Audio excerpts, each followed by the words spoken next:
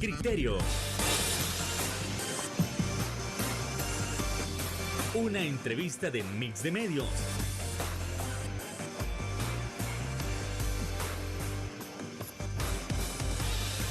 Que aborda frontalmente los problemas de El Salvador con los verdaderos protagonistas y plantea soluciones.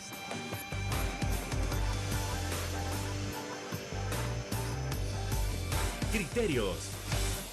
Hola, ¿qué tal? Muy buenas noches, sean todos y cada uno de ustedes bienvenidos a una nueva emisión en su programa Criterios en este 15 de septiembre. Estamos celebrando 202 años de independencia, entonces saludamos a nuestra patria, los saludamos a usted, amigo televidente, para un nuevo viernes de análisis político.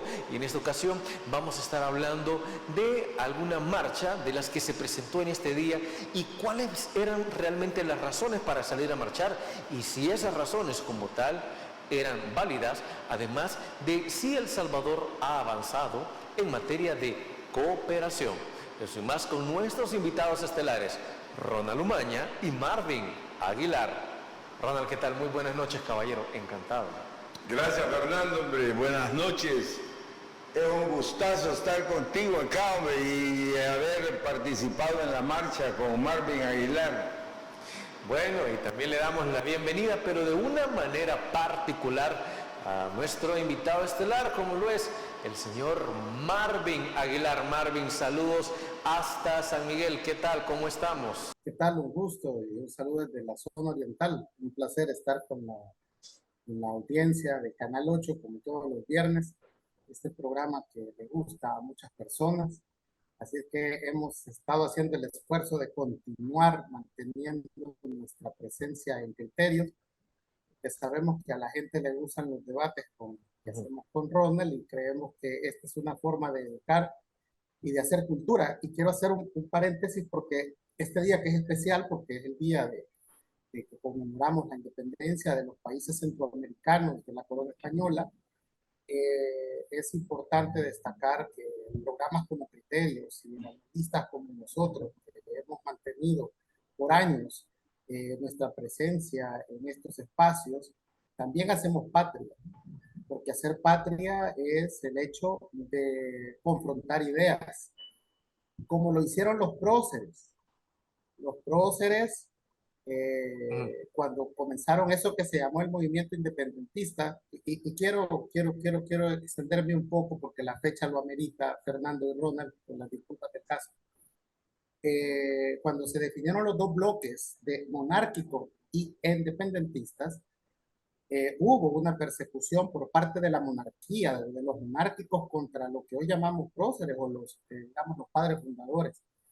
Se les acusaba de estar pagados por gobiernos extranjeros, específicamente el de Francia, y se acusaba a Napoleón Bonaparte de estar financiando el movimiento contra la corona española en El Salvador.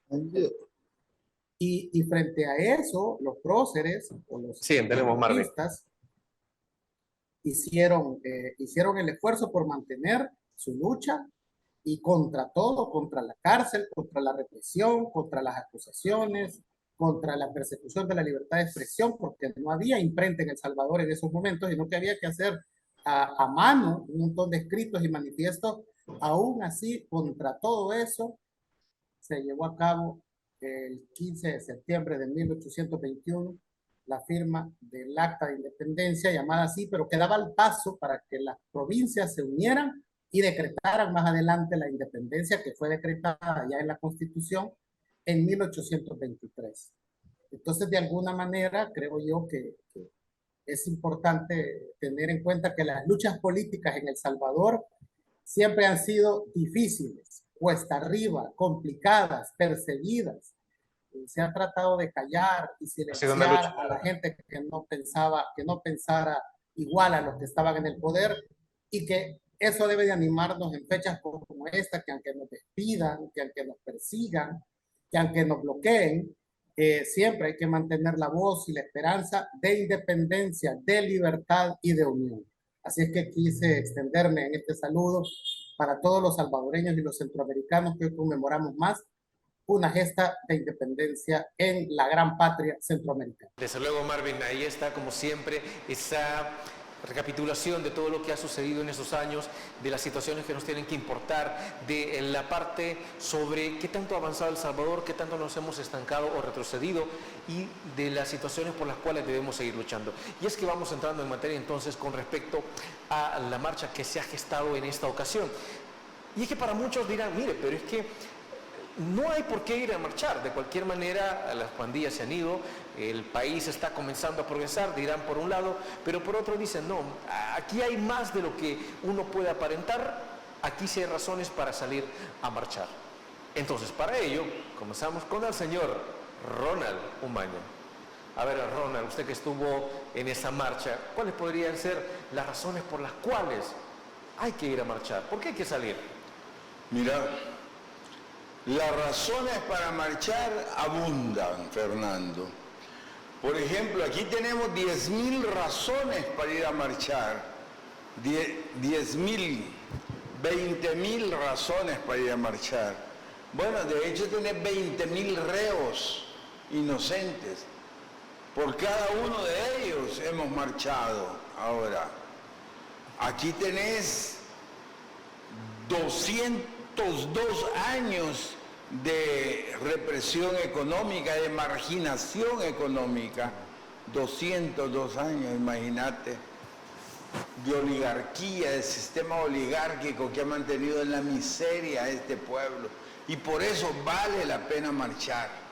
¿Por qué más vale la pena marchar? Para estar en contra de la reelección que pretende Nayib Bukele y que espero los del Tribunal Supremo Electoral no vayan a avalar esa solicitud de candidatura de Bukele, porque es inconstitucional, porque es ilegal, es inmoral. ¿Me entiendes? Y que por todas esas cosas valió la pena marchar, protestar contra la dictadura, eso es importante. Como lo decía Marvin, las luchas populares siempre han sido difíciles en El Salvador, siempre lo van a hacer, pero siempre hay que hacerlas, siempre. Y este es un pueblo valiente, hombre. Yo creo que algunas veces, siempre los que están en el poder se equivocan con el pueblo. Este es un pueblo amable, educado, caluroso, cariñoso, pero tiene un límite. Y al pasar ese límite te enfrentas a un pueblo valiente, a un pueblo guerrero. De hecho, aquí hubo una guerra, que no se les olvide, 100.000 muertos más o menos en la guerra. Una guerra civil que vos sabés, digo, que el Che Guevara vino acá y dijo que aquí no podía haber guerrilla, porque las condiciones geográficas del terreno no lo permitían, no habían las montañas necesarias como para hacer guerrilla. Y aquí el pueblo se volvió una montaña, y se montó la mejor guerrilla quizás de América Latina, ¿verdad? Y ayudó eso para que se llegaran a los acuerdos de paz y se cambiaran algunas cosas en la Constitución y se cimentara la democracia que hoy están destruyendo. Pero esa democracia le costó al pueblo, ¿me entiendes? O sea, sí, que si vale la pena marchar, claro que vale la pena protestar y marchar. Siempre que haya injusticia, tiene que haber una protesta. A ver, entonces trasladémonos hasta San Miguel con Marvin Aguilar. A ver, Marvin, la cuestión es, Ronald está hablando de que hay más de 10.000 o más de 20.000 razones, asegura, sobre los cuales salir a marchar. ¿Está de acuerdo con esto? ¿Es una razón válida para salir a marchar o hay otro tipo de situaciones para las cuales para algunos hay mayor importancia? Por ser este día muy especial, yo no puedo menos que ir hilvanando el presente con el pasado, como un homenaje a los salvadoreños que lucharon por construir lo que hoy se llama El Salvador. Y hay muchas similitudes. Mucha gente habla de que el padre de la patria debe de ser José Matías Delgado, así lo han nombrado, y por eso hay incluso un cuadro que preside el hemiciclo junto con Manuel José Arce, allí en Salón Azul, el llamado Salón Azul, en la Asamblea Legislativa. Pero en realidad el gran líder, el gran símbolo de la independencia, yo lo identifico en Pedro Pablo Castillo.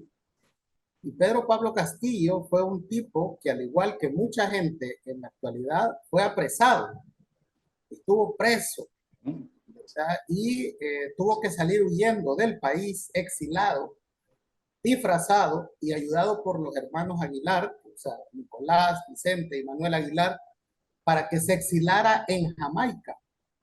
Y nunca más volvió, y allá murió y no sabemos dónde está enterrado.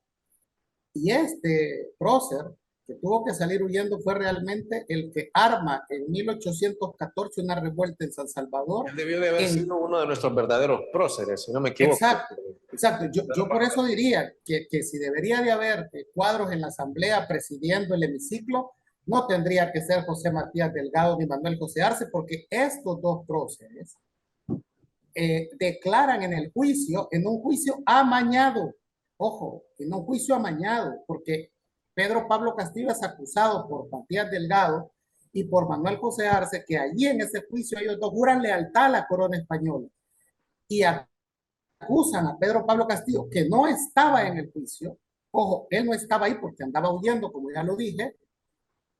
Lo acusan de ser un subvertidor, un subversivo, un antimonárquico, y que estaba loco, asusando a los afrodescendientes y a los indígenas para que se rebelaran contra el jefe político de la corona española. Y esa traición que le hace Matías Delgado y Manuel José Arce a Pedro Pablo Castillo y al movimiento popular de 1814, que es una fecha que, si ustedes se fijan, trata nadie de recordarlo, frente a una fecha del 5 de noviembre de 1811, que es falsa, de que Matías Delgado tocó el campanario de la Merced y declaró la independencia, o dio el primer grito de independencia. Eso es totalmente falso. Esa misma situación de perseguir y de desmontar un movimiento popular, El Salvador la ha vivido siempre. Y por eso tiene mayor significancia la gente que ha salido a marchar este día, porque todo aquel salvadoreño que se sienta agraviado tiene el derecho constitucional de manifestarse agraviado. Todo aquel salvadoreño que le hayan hecho una canallada, que le hayan violado sus derechos humanos, ya sea con la libertad, con la vida, o con el trabajo, o con la libertad de expresión, tiene derecho a manifestarse. Y creo que esta fecha, el 15 de septiembre, que encierra mucha simbología en los 202, 3 años de independencia que lleva el Centroamérica, tiene algo que ver con permitir que eso no se pierda, ese deseo de protesta, ese derecho de protesta que debe de tener el salvadoreño. Vamos cerrando con la idea, porque necesito irme a pausa. Así es como se ha construido el país. Entonces yo creería que más de 200 años después, cierro la idea, el salvadoreño sigue en las calles, sigue luchando por lo que hace más de 200 años se planteó, que era construir una república, una nación. Sigue luchando después por los movimientos, ya por instaurar la democracia. Y seguimos hoy en el 2023 también hablando de derechos políticos, hablando de sacar gente de la cárcel. El país no ha cambiado mucho y esa lucha tampoco tiene que dejarla de hacer el pueblo salvadoreño. Vámonos con este análisis a nuestra primera pausa comercial y volvemos con criterios en este 15 de septiembre. Volvemos.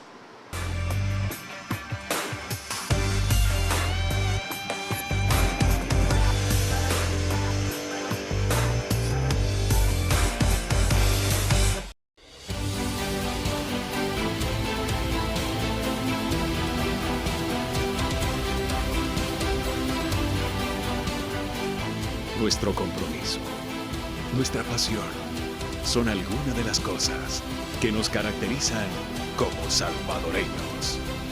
Farmacia La Buena, la farmacia de todos.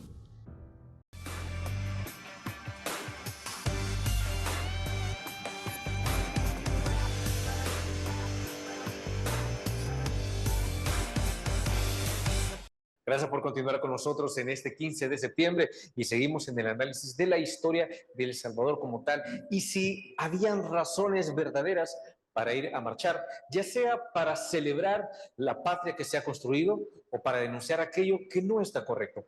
Marvin Aguilar ya estaba estableciendo parte de esa historia de algunos de nuestros próceres, algunos que no deberían ser llamados próceres porque juraron lealtad a la corona española y otros que lucharon en favor del pueblo, como Pedro Pablo Castillo, que se les debió haber dado un mayor realce y tendrían que tener una mayor importancia en nuestra historia. Pero algo que decía es, la protesta ha permanecido históricamente, pero el derecho a la protesta auténticamente es un derecho, es algo que no debería ser considerado como tal, o en la actualidad la protesta se le está criminalizando y estamos repitiendo algunas de las cosas de hace 200 años.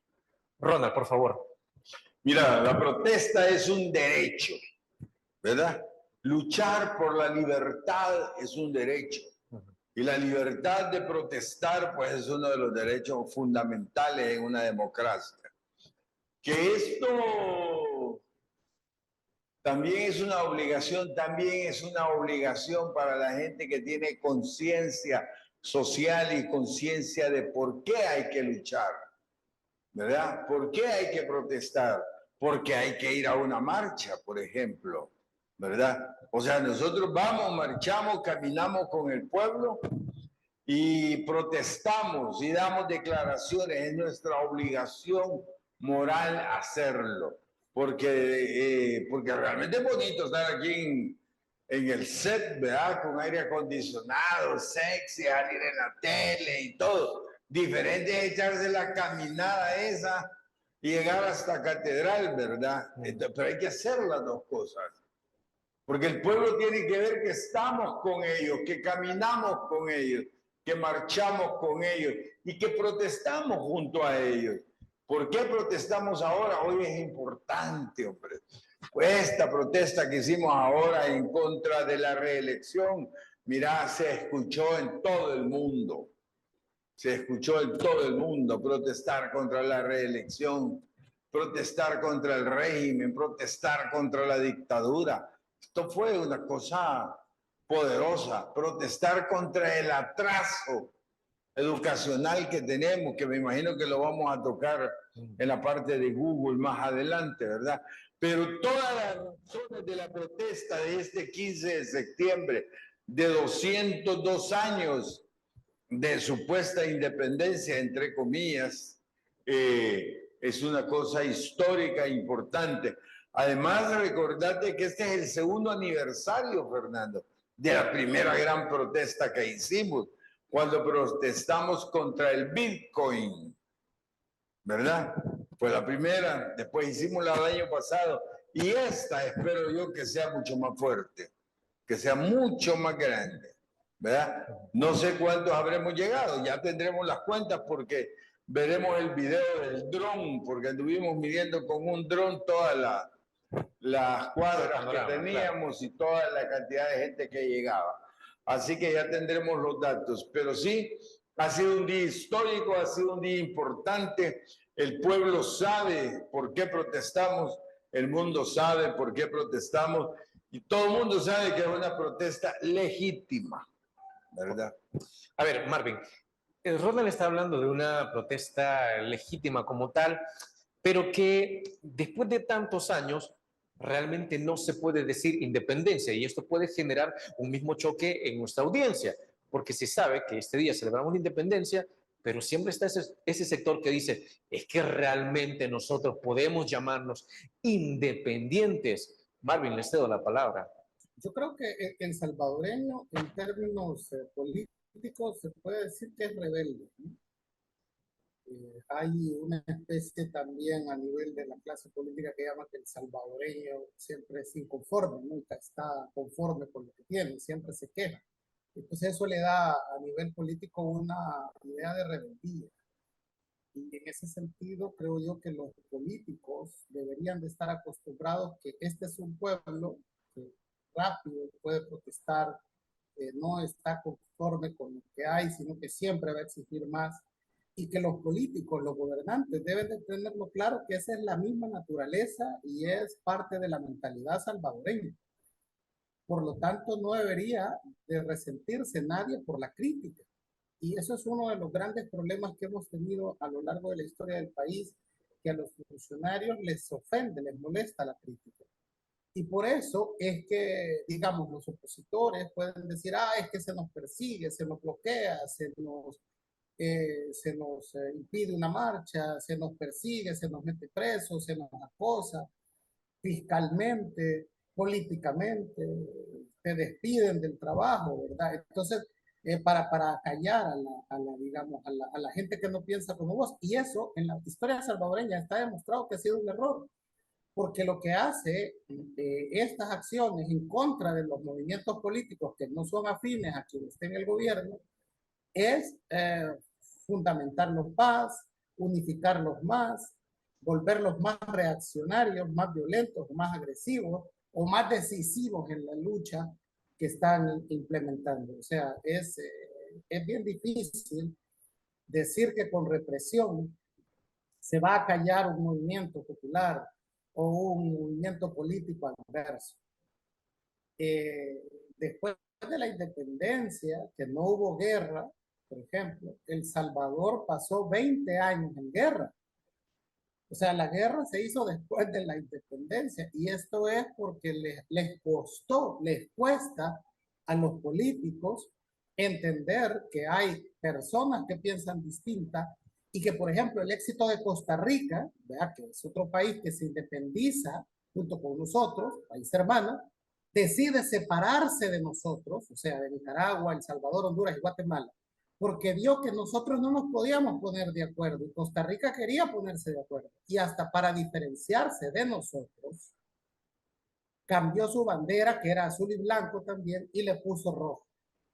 Azul, blanco y rojo, que son los colores que tiene la bandera, porque quería separarse de decir, no somos igual a estos 4 países, porque nosotros sí vamos a tolerar la disidencia. Nosotros aspiramos a ser democráticos y ese fue el camino que tomó Costa Rica. Aquí se tomó el camino de la represión y llevamos ya más de 200 años entendiendo que el que haya personas que no piensen igual a nosotros es natural. Porque el día que todos pensemos igual va a significar que somos idiotas y el ser humano no puede estar de acuerdo en todo. Y esto, para que esto funcione, tiene que haber equilibrio de poderes. Y eso es lo que siempre El Salvador ha luchado. Lo dice la letra de nuestro himno nacional. De defender su libertad ha sido siempre su eterno problema, ¿verdad? Y que lleguemos a conservarla va a ser la gloria mayor que tengamos como nación. Entonces, el que está en el poder debe de entender que quien está de oposición está enalteciendo a la patria porque conservarla, la libertad, es la gloria mayor de este país y ese es el rol que tiene que haber. Y el que está en el poder tiene que entenderlo, que así es, no enojarse contra la gente que no piensa distinto. Y eso creo yo que es la diferencia entre nosotros, los países latinoamericanos y los países anglosajones. Que en los países anglosajones, que en el caso de América es Canadá y los Estados Unidos, han logrado grandes desarrollos porque se han respetado. Y cuando firman una constitución, por ejemplo, la respetan.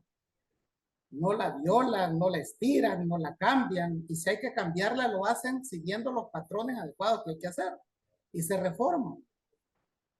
Pero no se reprime a la disidencia política. Y si tú ves a América Latina, le ha costado entender eso.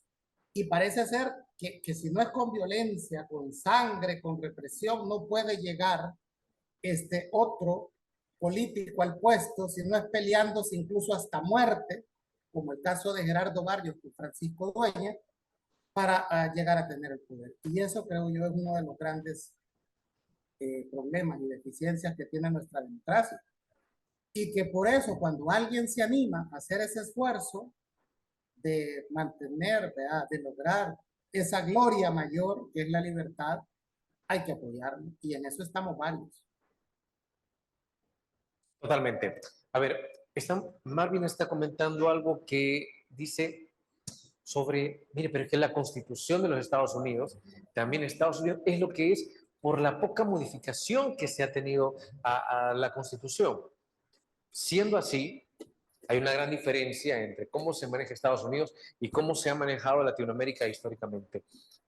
Dando esto por hecho y dado de que usted también, Ronald, se manifestó en contra de la reelección y en contra de esa misma reforma, de múltiples reformas constitucionales y el respeto a la Constitución, considera que si la Constitución nunca se hubiera modificado en la historia, ¿este sería realmente otro país?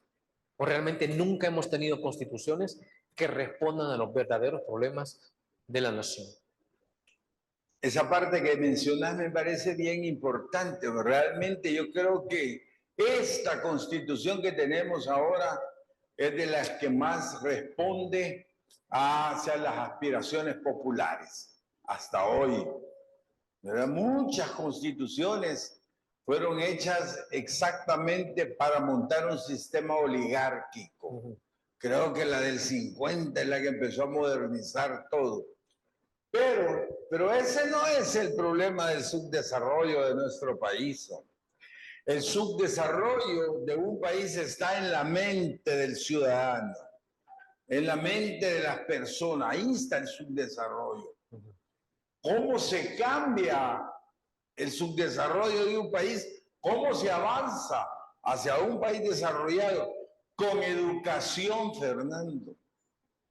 Con educación. Revisar el pueblo norteamericano, ¿es un pueblo educado? Sí. ¿El pueblo salvadoreño es un pueblo educado? No. Está hablando de un país, Estados Unidos, que tiene los más altos índices de alfabetización. Los ha tenido siempre desde que se fundó. Y nosotros, los más altos índices de analfabetos. ¿Por qué en este país no tenemos, ni nunca hemos tenido una buena educación? Y es por lo que debemos de luchar, señores, amigos míos. Después de la libertad, hay que ser educados. Pero hoy hemos retrocedido 10 años en educación con este régimen. En estos 4 años y medio que llevan, nos han retrocedido 10 años. Eso es pecado en un país de analfabetas. Deberíamos de haber avanzado, deberían de estar pensando en avanzar. Pero ¿qué hacen aquí? Aquí te quieren dar la imagen de que somos un país cool, desarrollado, y te esconden la pobreza, la miseria y el subdesarrollo. Hoy te traen mis universo, para que la gente crea que somos capaces de montar un evento de ese tipo y de esa naturaleza. No es cierto. Ya se trató de hacer cuando había una dictadura militar acá, ¿verdad? Se trató de hacer y terminamos en guerra. Espero que no se repita esa parte de la historia. Pero si no vamos a la raíz del problema, que es la falta de educación, aquí nunca vamos a tener un pueblo desarrollado. Nunca. Pero siempre me gusta citar a la politóloga guatemalteca. Ella dice que ¿para qué le exigís a un gobierno que te eduque si el gobierno te quiere bruto? A la Álvarez. Sí. ¿Verdad? Entonces, la Álvarez nos dice: no le pidas educación a tu gobierno, te quiere bruto. ¿Para qué? Para manipular al pueblo. Si es que un pueblo educado es más difícil. Bueno, no se puede manipular un pueblo educado. Por eso nunca nos han querido educar acá. Además que cuesta dinero. Y como el dinero se lo llevan unos poquitos, se lo llevan para el otro lado, ¿qué nos da? Pueblos sin educación, pueblos marginados, pueblos viviendo en la miseria. Eso es lo que hemos tenido en estos 202 años en El Salvador. Contra eso hay que luchar. Eso es lo que tenemos que que nosotros alzar nuestras voces y lograr el desarrollo a través de la educación, no a través de mis universos. Mis universos lo que va a hacer es dejarnos más pobres. ¿Ah? La educación es lo único que nos puede salvar en este país. Bueno, vámonos a una nueva pausa comercial y volvemos con la visión de Marvin Aguilar.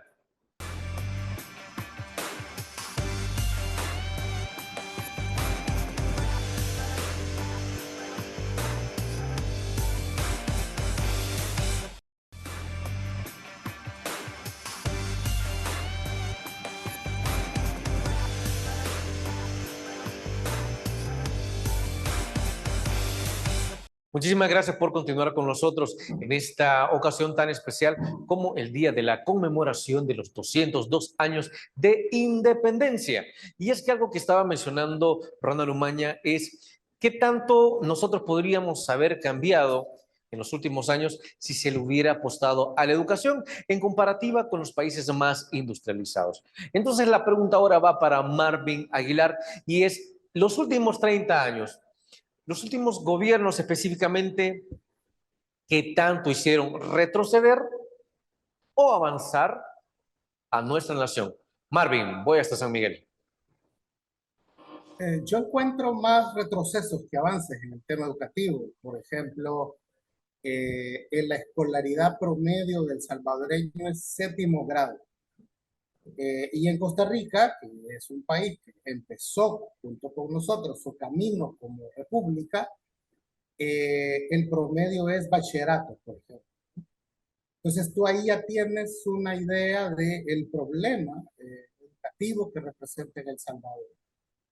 La gente profesional es el 12% de la población, sigue siendo muy pequeño el grupo de profesionales, en comparación contra un casi un 85% de la población que no es profesional. Esto hace obviamente que haya muchas dificultades a la hora de crear 2 repúblicas, crea una sociedad, crea un país de 2 velocidades.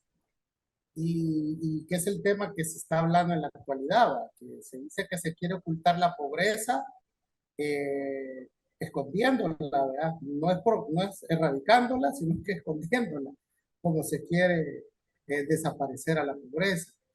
En ese sentido, tú ves de que hay grandes proyectos que a la población no la animan, porque o no los entiende o lo ven que es algo que no es para ellos. Por ejemplo, el Bitcoin, ¿verdad? Que la gente no lo usa porque primero no entiende cómo se usa eso, desconfían de algo que no pueden tocar, que es el efectivo, ¿verdad? Que les es más rentable en la cosmovisión del salvadoreño, y que lo ves también con el tema de la bancarización. Solo el 30% de la población está bancarizada, después de que la banca tiene ya como 90 años de existir en el país. Entonces eso te hace que haya digamos, ¿verdad? Una sociedad de 2 velocidades. La que está en San Salvador, que es donde está centralizado todo, ¿verdad? Que ese es otro gran error del país, y donde, por ejemplo, al interior del país tarda en llegar el llamado desarrollo, ¿verdad? Humano que hay en la capital. Entonces, en ese sentido, creo yo que no se ha entendido que debería de haber 2 o 3 capitales, ¿verdad? Además de San Salvador, donde se promoviera el trabajo. Y tú te das cuenta que antes, todavía mi generación, se nos decía que había que estudiar para hacer algo, ¿verdad? Para ser alguien en la vida. En la actualidad no es estudiar el anhelo de la gente, es irse del país. Porque la gente ve más rentable irse de El Salvador que quedarse aquí estudiando, porque ¿de qué te sirve estudiar si no vas a conseguir un trabajo? ¿De qué te sirve estudiar si te pueden decir que lo que has estudiado no te sirve realmente para encontrar un empleo o un trabajo? Entonces, de alguna manera, creo yo que eso desalienta y crea un país de 2 velocidades. La salida de la pobreza para un país como El Salvador va a estar en la educación, pero tiene que haber buena educación, ¿verdad? Tiene que exigirse buenos niveles de educación. Y yo quisiera mencionarte que, por ejemplo, en la sociedad salvadoreña solo hay 2 carreras de futuro, que son las carreras médicas y las ingenierías. El resto de carreras es bien difícil que le ayuden a alguien a encontrar un trabajo y a mantenerse.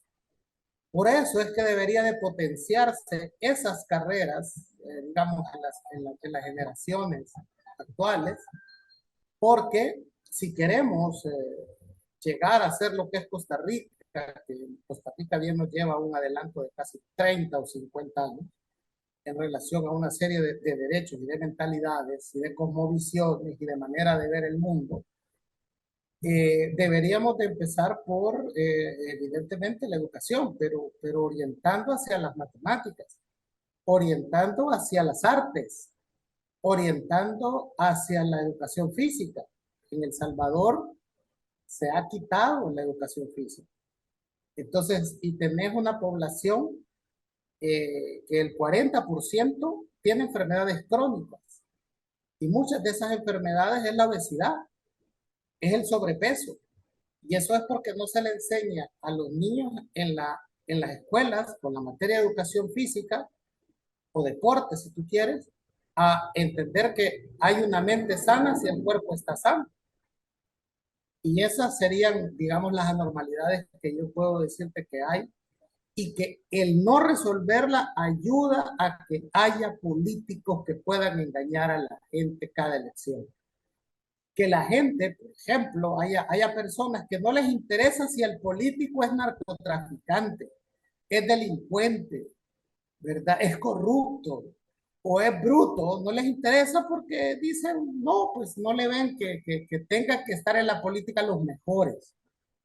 Y los mejores no quiere decir que sea gente solo profesional, sino que también gente que no sea profesional, pero que tenga sensibilidad frente a la educación, ya que tenga sensibilidad frente a las artes.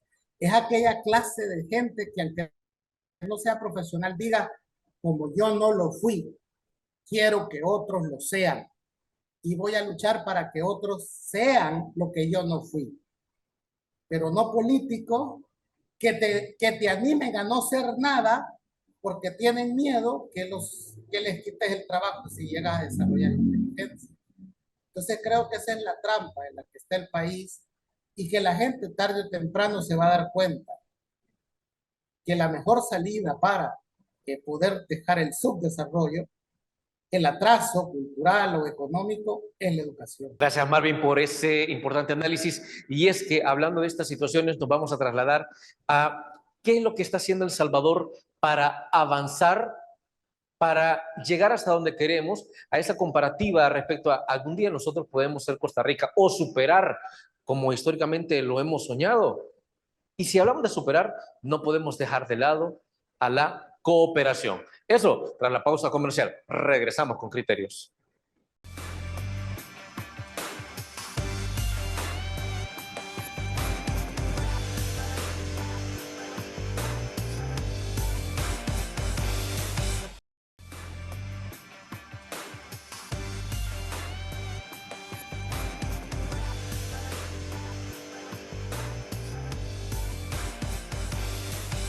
Muchísimas gracias por continuar con nosotros en este 15 de septiembre y continuamos con el análisis para pasarnos de, mire, ¿qué tanto la administración actual ha invertido para poder sacar adelante a la nación?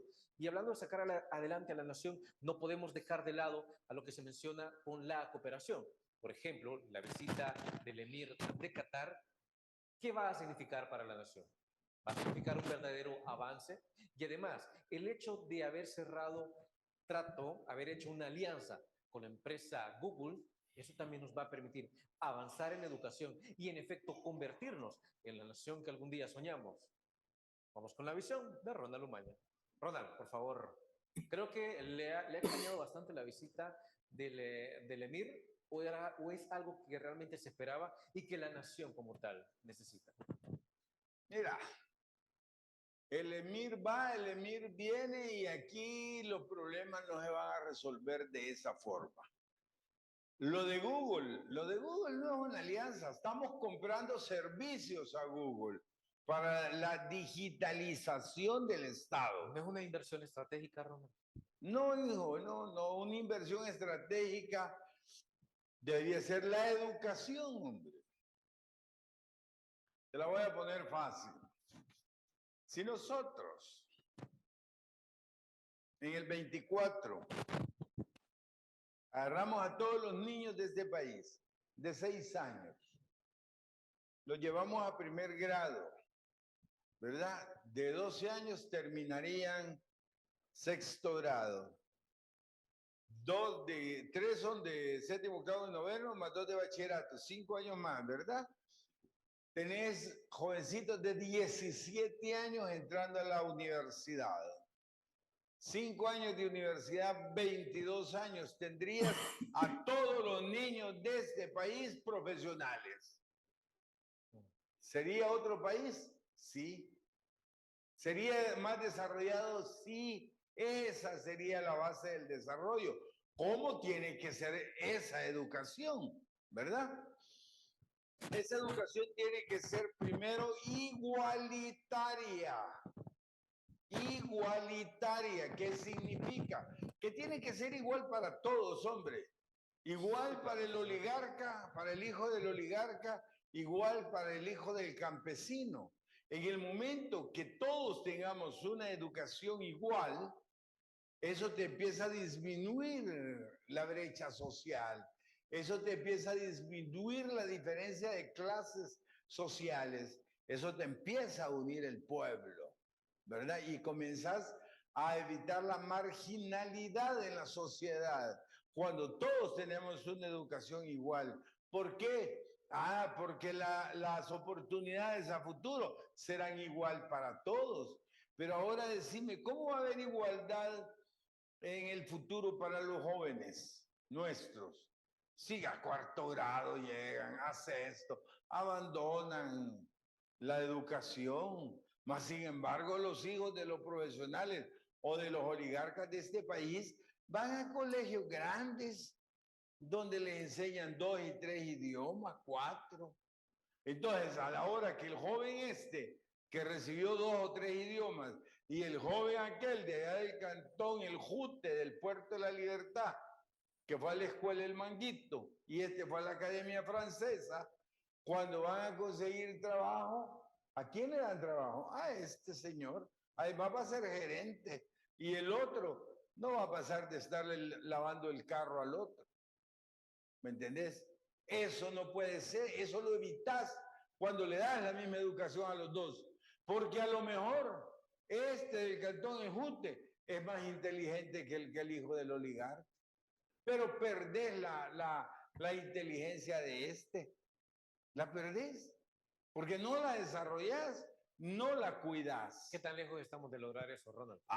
Tenemos que cambiar el régimen, tenemos que cambiar el sistema oligárquico, pero vaya, igualitaria, tiene que ser una educación integral.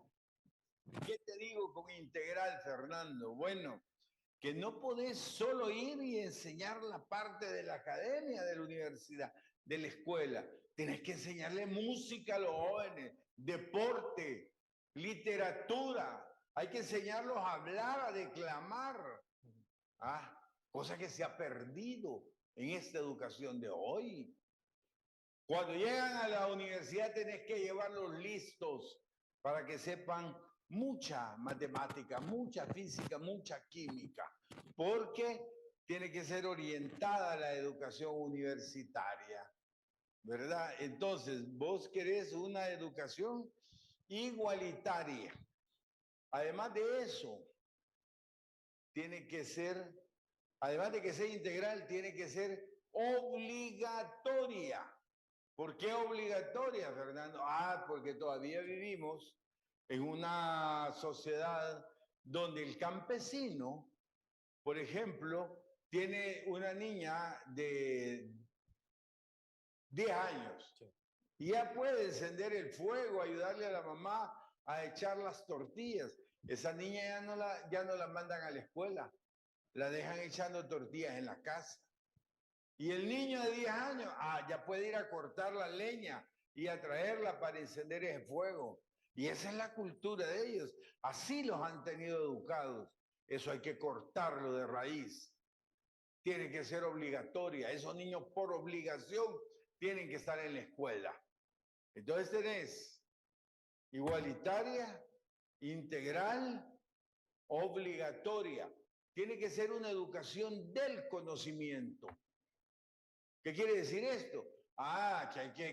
Tenemos que graduarse hipótesis ingenieros en robótica, en mecánica, en electrónica, en producción de todo lo que se pueda hablar de inteligencia artificial. Hacia eso hay que orientarlos, porque eso es lo que vale dinero en el mundo. Eso es lo que nos va a hacer que tengamos suficientes ingresos para seguir desarrollando a los otros niños. Entonces vas con igualitaria, integral, obligatoria, además orientada al conocimiento. Y lo último, tiene que ser gratis la educación. Tiene que ser con un sistema de bonos. Tú tienes 3 hijos, uno en primer grado, el otro en bachillerato y el otro en la universidad. Te damos 3 bonos para que vos los lleves a la escuela donde mejor crees que te los educan, al bachillerato donde tengas el mejor colegio para educarlos y a la mejor universidad que vos querrás. ¿Eso qué significa? Que tenemos una educación privada que va a competir por obtener esos bonos y el Estado los paga. ¿Me entendés? O sea, ese sería un sistema fabuloso. Si nosotros hacemos eso hoy, Fernando, dentro de 20 años, nosotros tendríamos toda una educación educada, bilingüe, profesional, toda una generación. ¿Qué más podríamos pedirle al mundo? Eso sí, sería la base del desarrollo. Si querés, seguimos después del corte. Yo creería que tenemos menos tiempo, pero ya lo vamos a analizar. Vamos a corte, regresamos.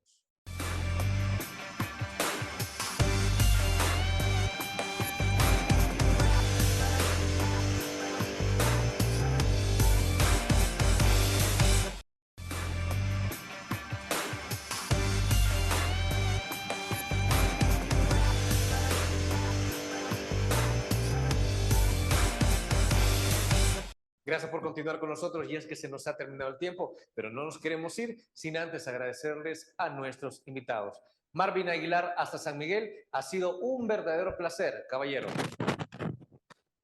Gracias, Fernando, y también un saludo a la comunidad y a la audiencia de Canal 8. Yo solo quisiera cerrar recordando algo. En diciembre de 2019 el presidente Bukele estuvo en Qatar. La visita del IMIR a El Salvador es en correspondencia a la que ya había hecho el presidente Bukele. En el 2019 se anunciaron 12 proyectos que se habían firmado allá en Qatar. Quisiera leerlo porque es importante saber desde el 2019 hasta el 2023 cuántos se han iniciado, cuántos se han hecho, ¿verdad? Porque de nada sirve estar firmando convenios o acuerdos si no se van a hacer. Entonces voy a leer lo que se firmó en el 2019, allá en Doha, la capital de Qatar. La primero, que Qatar Airways, o sea, la agencia de aviación de Qatar, enviará una misión técnica para el proyecto del aeropuerto en el oriente de nuestro país. Yo no sé si esa misión técnica vino, porque ya van 3 años y no sé si ha venido. Que Qatar Petroleum enviará una misión para mejorar nuestra matriz energética. Vea eso. Qatar Investment Authority firmará un convenio con el Ministerio de Economía para evaluar inversiones en proyectos macro, infraestructura productiva y asocios públicos privados. Qatar Foundation y Education Above All apoyarán el programa Crecer de la primera dama. Qatar Foundation apoyarán el programa de la primera dama para combatir la deserción escolar. Apoyo a la construcción de un centro para niños con autismo, visas de trabajo para salvadoreños, becas para hijos de policías caídos en el cumplimiento de su deber, visas de trabajo especiales y capacitación pagada para jóvenes que hayan estudiado carreras relacionadas a la operación portuaria, una biblioteca virtual, convenios de cultura, deportes y seguridad y un proyecto importante en salud que no puede anunciarse hasta el próximo año. Y eso fue hace 3 años. Entonces creo que venga el Emir de Qatar está bien, pero es necesario que estos convenios que se firman puedan cumplirse, porque estar firmando y diciendo que hoy se han firmado otros convenios, cuando lo que deberíamos de entender es que la ayuda que Qatar ofreció hace 3 años ya debería de estar pues, por lo menos bien avanzada a esta visita que hizo el emir qatarí esta semana a El Salvador. Agradecerte, Fernando, espero que haya salido bien la transmisión. Nos inauguramos vía Zoom el programa y espero que a la gente le haya gustado, como siempre, este programa que ya está en el buen gusto de la audiencia que nos ve todos los viernes. Un saludo hasta el set al señor Ronald Umaña y a ti. Y felices fiestas patrias. Muchísimas gracias, Marvin. Y es un excelente análisis, Marvin. Realmente nosotros lo extrañamos aquí en el set, pero ya contaremos en otras ocasiones con la oportunidad para volverlo a tener acá con nosotros. Ronald Umaña, ha sido un placer, caballero. Gracias, hombre. Fíjate que solo quería robarte 30 segundos para terminar de ejemplificar lo de la educación. Fíjate que Japón es igual que nosotros. Japón es una isla que no tiene recursos, ¿verdad? Y no hay petróleo, no hay gas natural, no hay diamantes, rubíes, no hay hierro, no hay manganesa, nada. Este país es igual. Aquí no hay petróleo, no hay gas natural, no hay minas de diamantes, de hierro, de aluminio, no hay. Pero Japón es la tercera o cuarta economía más poderosa de la Tierra. ¿Por qué? Porque ahí educan a los niños. Ellos tienen un tesoro que es la inteligencia de sus niños. Los educan y por eso son grandes. Nosotros tenemos un gran tesoro, la inteligencia de nuestros niños, pero no la aprovechamos, no los educamos, las perdemos, las desperdiciamos y nuestras juventudes han terminado en maras, en eso. Eso es lo que hemos sido capaces de construir. Cambiemos la historia, amigos. Eduquemos a nuestros niños. Muchas gracias, Fernando. Muy amable. Buenas noches a ustedes. Y qué bueno, porque me voy a ir a descansar. Ando cansado de la gran marcha de ahora. Bueno, buenas noches. Buenas noches, Ronald. Amigos, amigas televidentes, gracias por habernos sintonizado una vez más. Recuerde que el criterio más importante siempre lo va a tener usted. Feliz Día de la Independencia. Criterio. Una entrevista de Mix de Medios.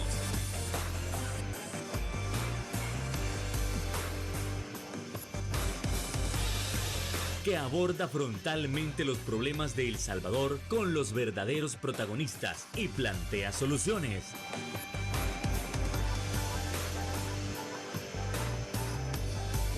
Criterios.